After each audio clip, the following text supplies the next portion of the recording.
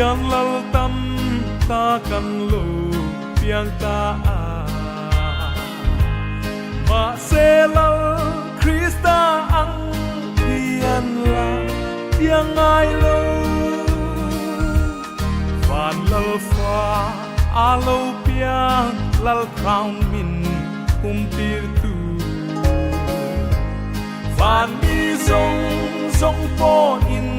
min lom ui về ru in an i lo mang van lal fa i fa ka a piana lo min lei lung hi za in khat se van lal fa alo pia lal crown min tir tu van mi song po in min lom pui ve ru van mi pui chiar sen lo ten phak la an rong sa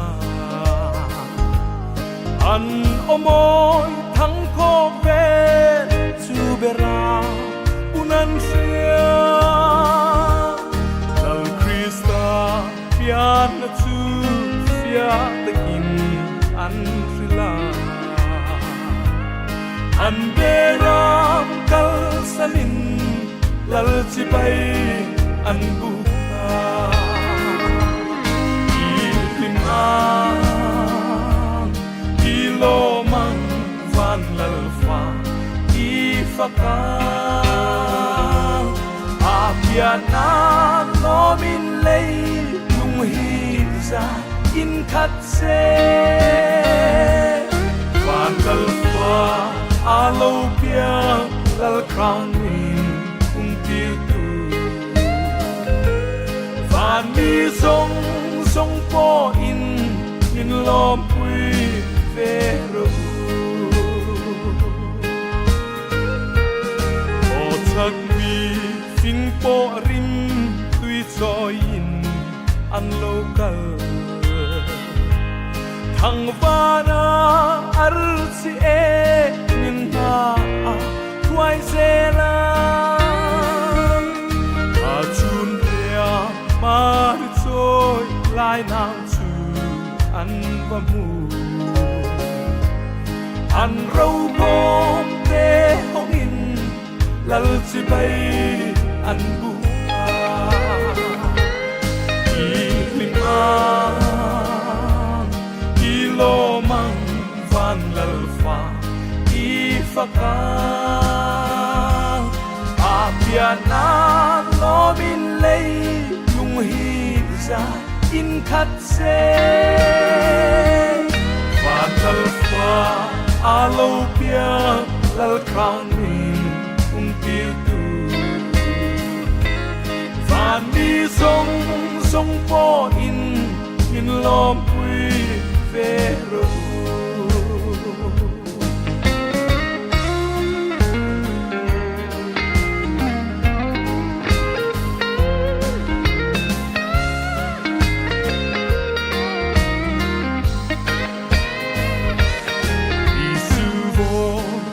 na hiam kan thin lung bong ina lo piang thar le la nang kan satwan lal turi kan put ria hi chun mariku santir la cha tuarin kan lo min kan lim kung qua to ang ilim ang ilo mang van lal fa i fa ka a piana lo min lei lung hi za in khat se van lal fa alo pia lal crown min tir tu van mi song po in min lom